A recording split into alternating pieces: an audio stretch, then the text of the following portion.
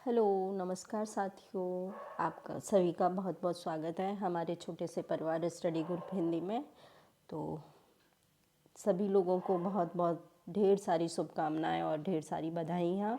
जिन छात्रों ने कल एग्ज़ाम दिया है उन सभी के लिए बहुत ढेर सारी शुभकामना है। और जो छात्र कैसे भी किसी वजह से एग्ज़ाम देने से छूट गए हैं, उम्मीद करते हैं भगवान उनको नेक्स्ट टाइम उनको पूरा मौका दे और वो अपने नेक्स्ट टाइम के लिए सफल हों।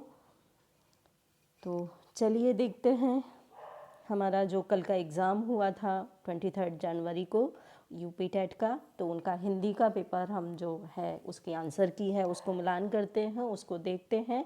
जिन छात्रों ने अपना जो एग्ज़ाम दे के आए हैं वो छात्र अपने सभी अपने आंसर की से मिलान कर लें। और जिन छात्रों ने जितना भी स्कोर किया है वो हमें कमेंट करके ज़रूर ज़रूर ज़रूर बताएं। इससे हमको मोटिवेशन मिलता है, हमको एक उम्मीद पड़ती है आप सभी से जुड़ने के लिए। तो कुछ उम्मीद करती हूँ आप सभी लोग हमको कमेंट करके बताइए और जो भी डाउट हो वो भी बताइए। आप सभी जैसा भी है तो हमें कमेंट में अपने डाउट बताइए, कैसे जो क्या है आपका। तो चलिए देखते हैं 31 से, क्वेश्चन नंबर 31 से हम देखेंगे।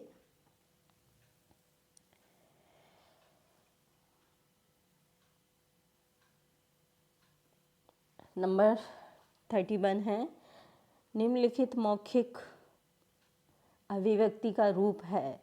31 क्वेश्चन है, निम्नलिखित में से जो है मौखिक अभिव्यक्ति का रूप है, क्या माना गया है मौखिक अभिव्यक्ति का। तो हम सभी लोग जानते हैं मौखिक अभिव्यक्ति क्या है। तो इसमें मौखिक अभिव्यक्ति है, श्रुतलेख होगा नहीं, शुद्ध वर्तनी होगा नहीं, सुलेख होगा नहीं।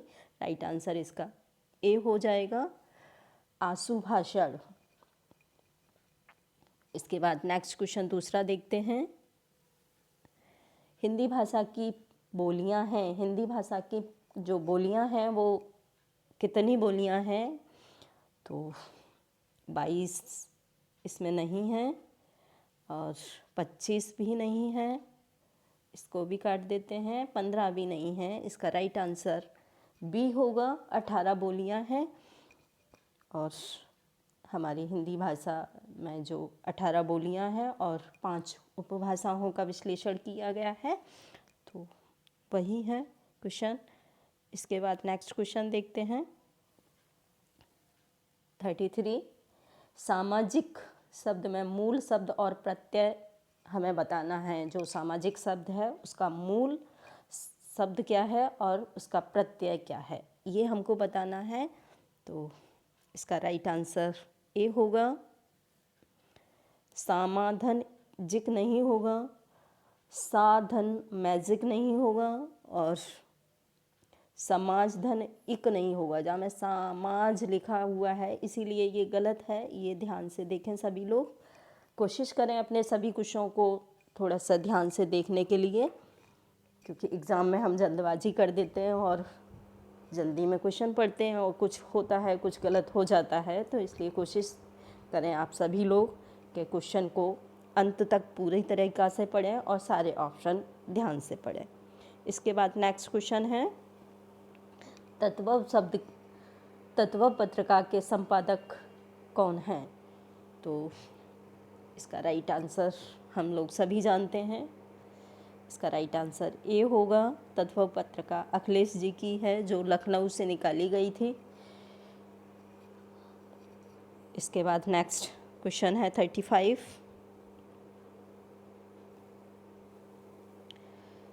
क्वेश्चन है,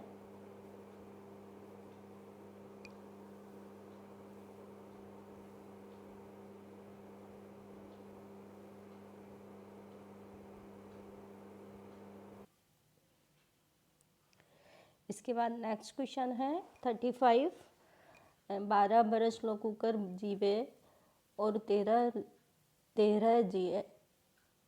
13 लो जिए स्यार,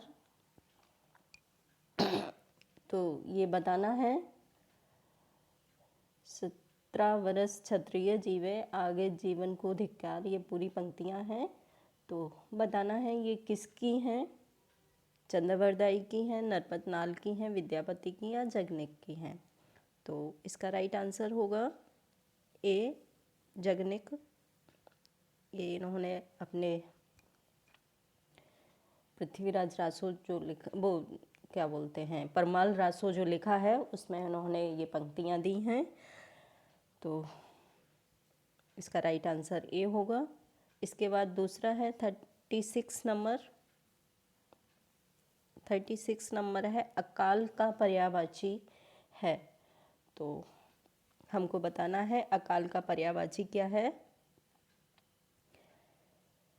अपरिहार्य नहीं है, अंधियारा नहीं है, अक्षत नहीं है। इसका राइट आंसर जो होगा वो होगा ऑप्शन 4, दुर्भिक्षित, दुर्भिक्ष इसका राइट आंसर है। इसके बाद 37 क्वेश्चन नंबर देखेंगे। 37 क्वेश्चन नंबर है निम्नलिखित वाक्यों में कौन सा मिश्रित वाक्य है। आप सभी को थोड़ा सा ध्यान देना पड़ेगा कि जो मिश्रित वाक्य होता है वो एक उपवाक्यों के साथ, एक के साथ अधिक, एक उपवाक्यों के साथ एक से अधिक उपवाक्य होते हैं, सॉरी। तो यही हमको बताना है मिश्रित वाक्य कौन सा है। तो इसमें क्या अध्यापकों के सम्मुख छात्र पढ़ते हैं, इसका ये नहीं होगा, ये गलत है। दूसरा है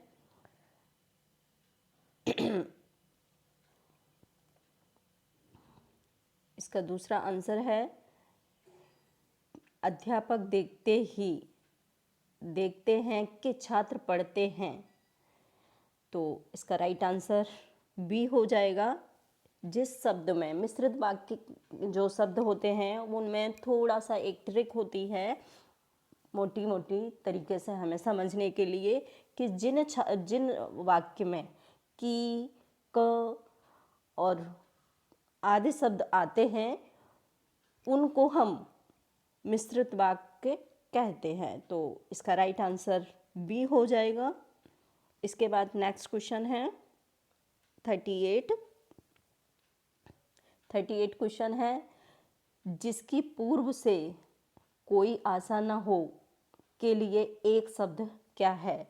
तो जिसका हम पहले से कोई उम्मीद नहीं करते, जिसकी पूर्व आशा नहीं होती, उसके लिए हम सभी जानते हैं कौन सा क्वेश्चन है। इसका आंसर है, तो इसका राइट आंसर अनाहूत नहीं होगा, अपरिमेय नहीं होगा, अप्रत्याशित हो जाता है। इसका राइट आंसर होगा अप्रत्याशित, ऑप्शन नंबर सी। इसके बाद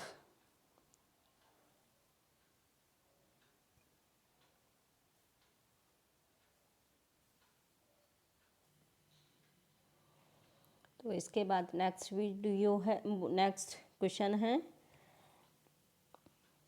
36 अकाल का पर्याय है, पर्यायवाची। अकाल जो शब्द है उसका हमें पर्यायवाची बताना है। तो इसका तो लग रहा हो गया है, दुर्भिक्षित है इसका राइट आंसर, दुर्भिक्षित। इसके बाद 37 क्वेश्चन नंबर 37 है निम्नलिखित वाक्यों में कौन सा मिश्रित वाक्य है। ये भी हो गया है भाई। इसका हमें जो की है शब्द में, जिस शब्द में की का ये ट्रिक है मिश्रित वाक्य को पहचानने के लिए। तो जिस शब्द में की लगा होता है, जिस वाक्य में की लगा होता है उसे हम मिश्रित वाक्य मान लेते हैं। तो इसमें ये लगा है कि अध्यापक देखते हैं कि छात्र पढ़ते हैं। इसके बाद नेक्स्ट है 38 क्वेश्चन नंबर 38 जिसकी पूर्व से, ये सारे क्वेश्चन हो चुके हैं हमारे, अब नेक्स्ट में देखते हैं 38 39 देखना है हमको। Question number 39।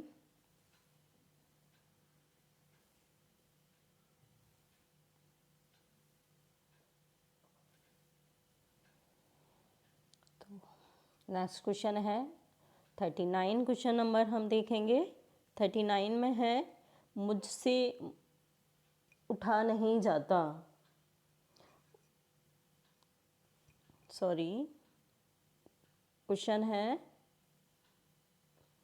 मुझसे उठा नहीं गया।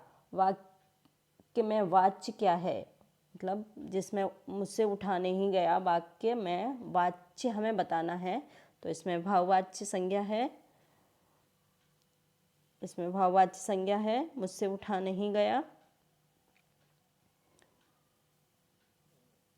इसके बाद नेक्स्ट है नेक्स्ट क्वेश्चन है हमारा निष्कपट शब्द का संधि विच्छेद है।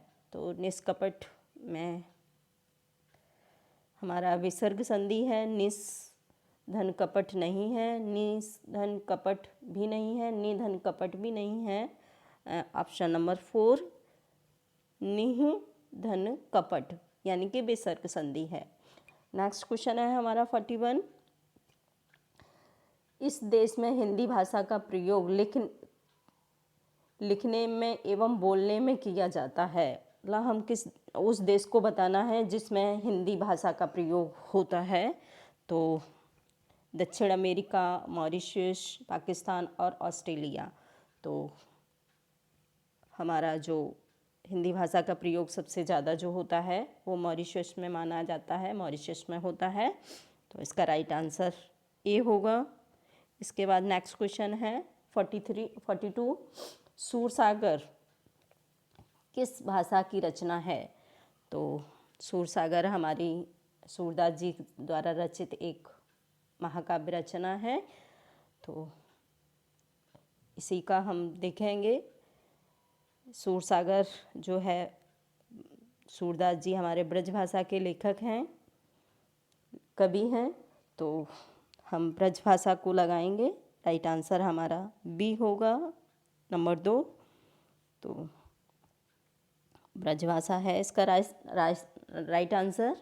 इसके बाद नेक्स्ट क्वेश्चन है 43 का है। ये हमारा क्वेश्चन कट गया है, दूसरे में पेज में देखेंगे हम।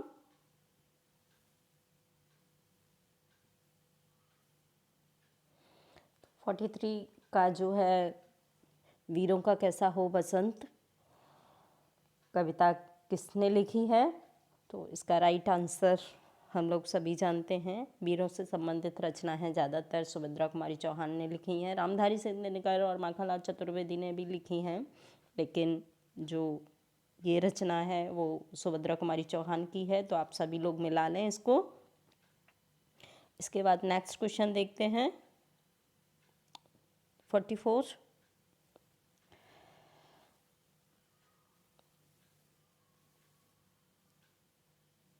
हमारे क्वेश्चन थोड़े इधर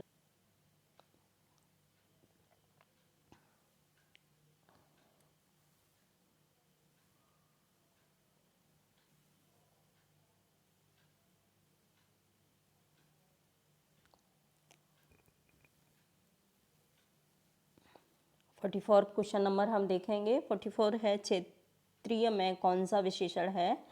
तो हम लोग सभी जानते हैं विशेषण हमारे 6 प्रकार के होते हैं हिंदी में।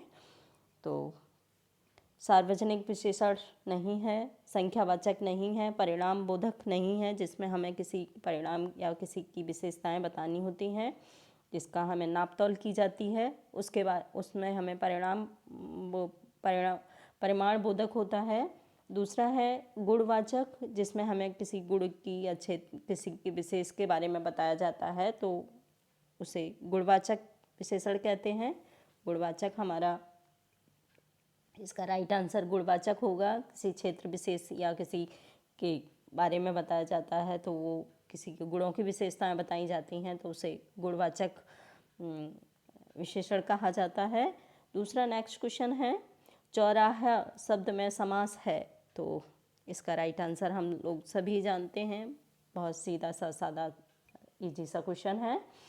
तो इसमें है जिसमें संख्यावाचक होता है उसमें हमें द्विगु समास माना जाता है, तो इसका राइट आंसर द्विगु होगा।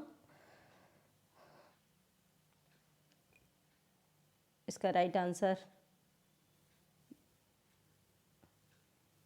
2 होगा, द्विगु समास। इसके बाद 46 नंबर है,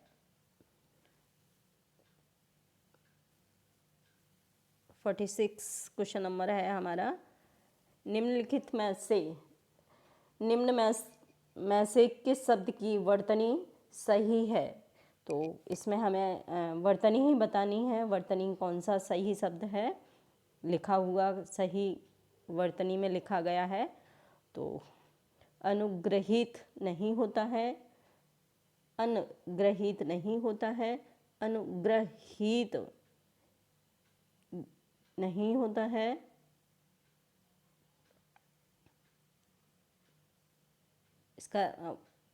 इसका जो राइट आंसर है वो है नंबर सी।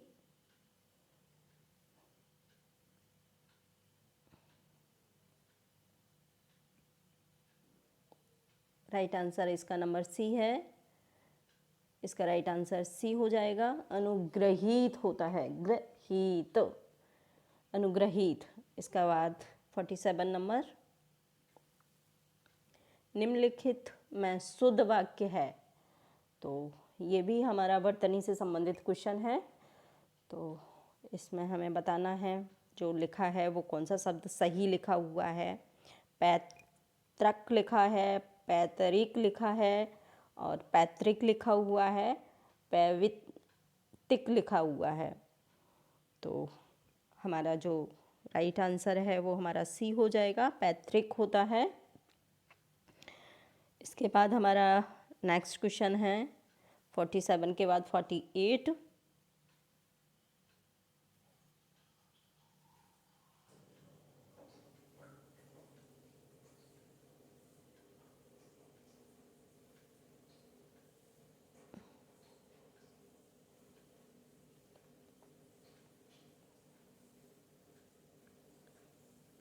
श ध्वनि है, जो श ध्वनि का उच्चारण स्थान क्या है।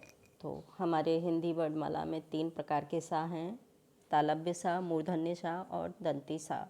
तो ये शलगम वाला सा है, उसको हमें बताना है कि ये इसका उच्चारण स्थान क्या है।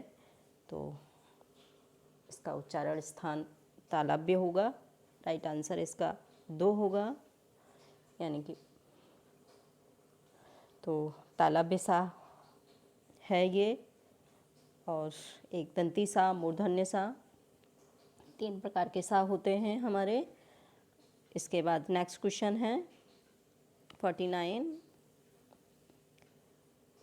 अत्यंत शब्द में प्रयुक्त उपसर्ग है।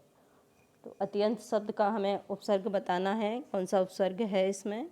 उपसर्ग हमारे किसी शब्द के आगे लगते हैं और प्रत्यय जो होते हैं किसी शब्द में जो शब्द के पीछे लगते हैं उन्हें हम प्रत्यय बोलते हैं। तो अतिधन अंत होगा, अत्य होगा, अत होगा या फिर अ होगा। तो इसका राइट आंसर ए हो जाएगा, यानी कि 1। इसके बाद नेक्स्ट क्वेश्चन है 50। उत्पत्तिका का अर्थ है उत्पत्तिका। तो इसका जो राइट आंसर है वो है पर्वत के पास की भूमि, नहीं होगा।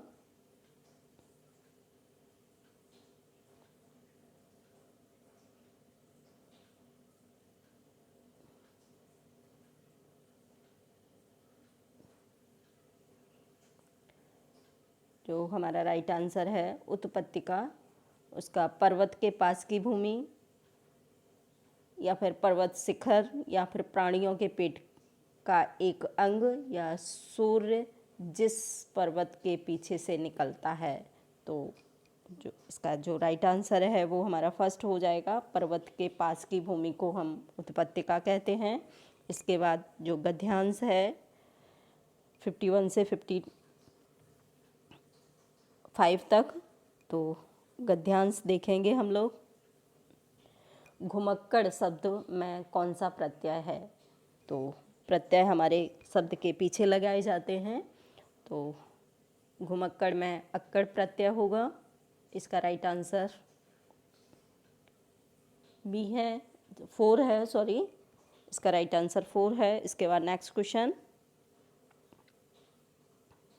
क्वेश्चन है महावीर स्वामी का जन्म कहाँ पर हुआ था? तो कुशीनगर, परसौली, या फिर पावापुरी, या फिर वैशाली। तो इसका राइट आंसर जो है वैशाली है। महावीर स्वामी जी का जो जन्म हुआ था वो वैशाली में ही हुआ था, तो राइट आंसर इसका वैशाली है। इसके बाद नेक्स्ट क्वेश्चन है 53, स्वच्छंद में कौन सी संधि है? स्वच्छंद शब्द है, तो इसमें बताना है कौन सी संधि है। व्यंजन संधि है, गुण संधि है, विसर्ग संधि या फिर दीर्घ संधि है।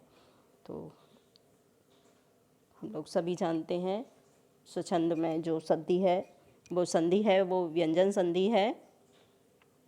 इसका राइट आंसर 1 हो जाएगा। इसके बाद नेक्स्ट क्वेश्चन है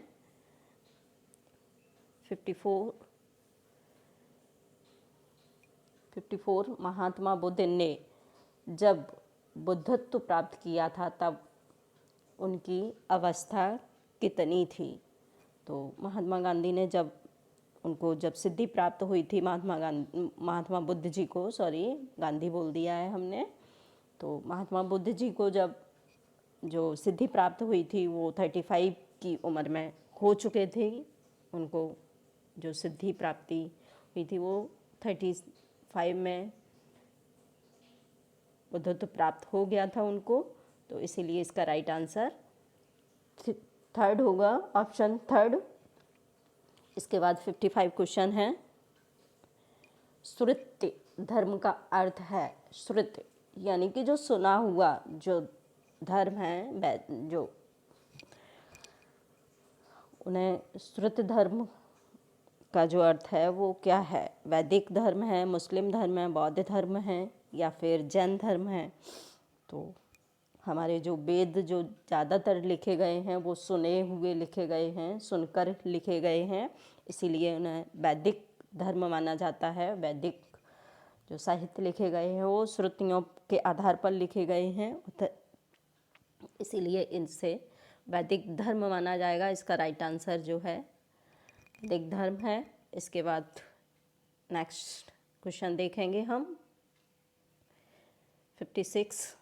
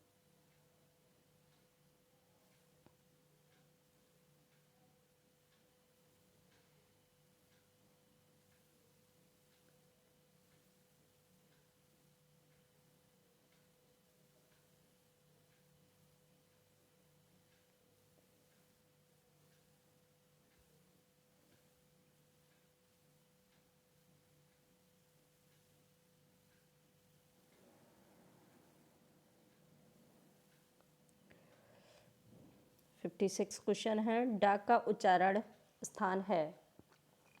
तो डा हमारे जो स्पर्श व्यंजन हैं उनमें उनको 5 भागों में बांटा गया है। कंठ, तालु, मूर्धा, दंत, ओष्ठ, नासिक।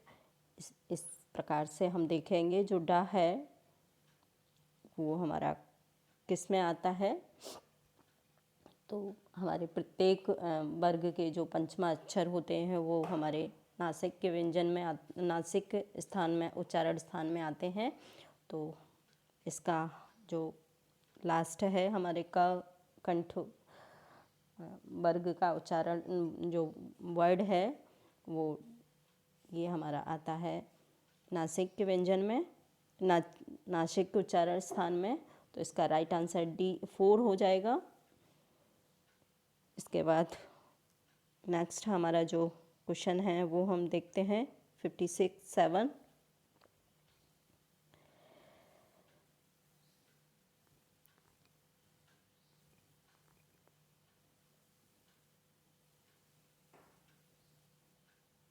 इसमें नेक्स्ट है समास का विलोम है।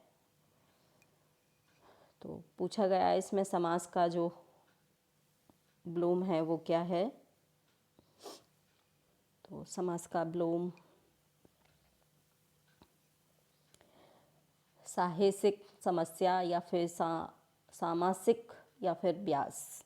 तो इसका राइट आंसर समास जो होता है उसका पार्ट किए जाते हैं और उसका जो विलोम होता है वो व्यास होता है।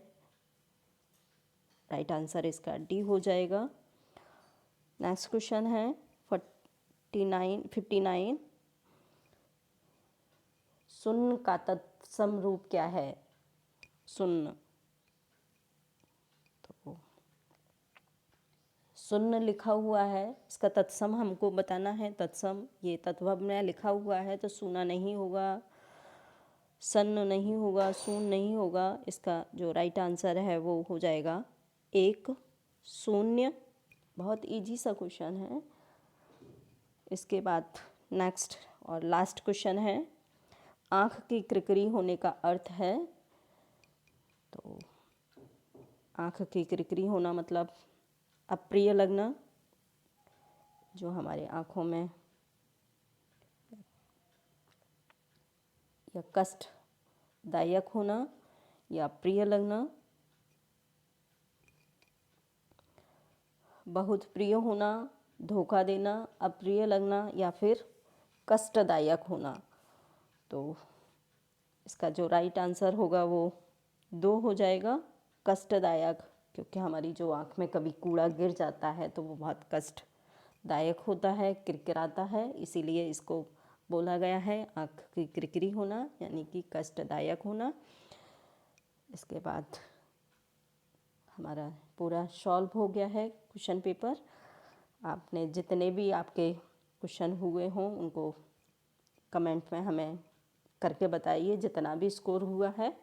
और अगर हमारा चैनल अच्छा लगे तो शेयर करें, सब्सक्राइब करें। आज इतना ही, नेक्स्ट टाइम देखेंगे फिर।